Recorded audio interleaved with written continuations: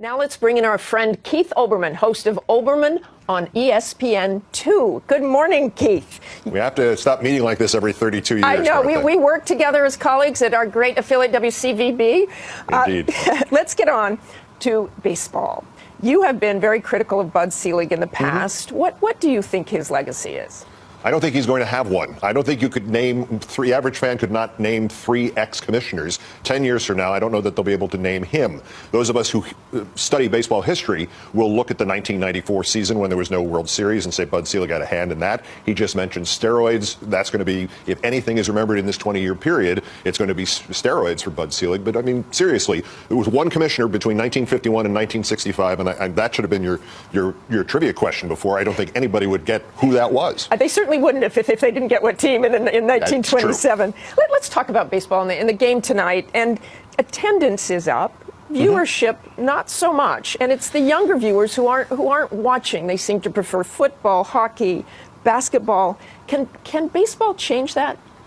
There are lots of ways they can make incremental changes. There's nothing that's going to fix that completely. But the major problem, I think, Martha, that they have is that unlike the other sports, there are very few national teams. And so if the World Series is played and your team is not in it, you're not likely to watch it. That's not true in the NBA, the NFL. Certainly everybody watches the Super Bowl. They may not even know when the game is on and when the commercials is on, certainly which is more interesting than the other. But the idea of two baseball teams drawing an audience consisting of people other than their own fans has been lost. And all the steps they need to take should be addressing that point. Well, we are seeing these efforts. You heard them talk about that, a bit of speeding up the game. Will that make a difference if it's a 2.5-hour game as opposed to a 3-hour game?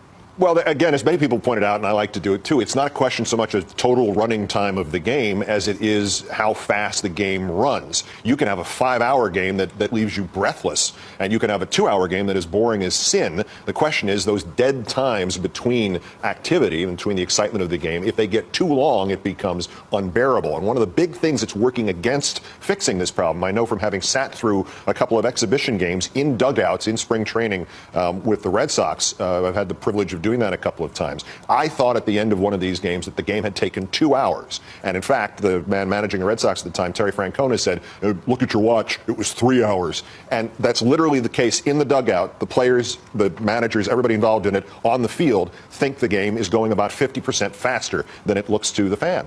And Keith, we have about 15 seconds for this, but I want your take on Pete Rose. You think the ban should be lifted?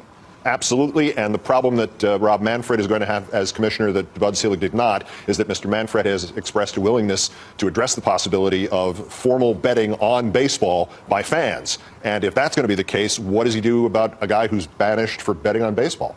Okay, Keith, it was great to see you again, and thanks for joining us this morning. Always a pleasure, my friend.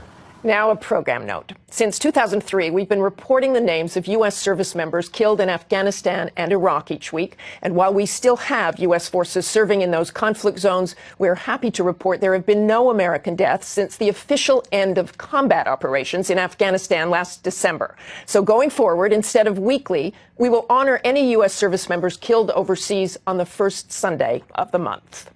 That's all for us this Sunday. Thanks for sharing part of your day with us. We'll see you right back here next week. Check out World News Tonight. Have a great day and have a great Easter.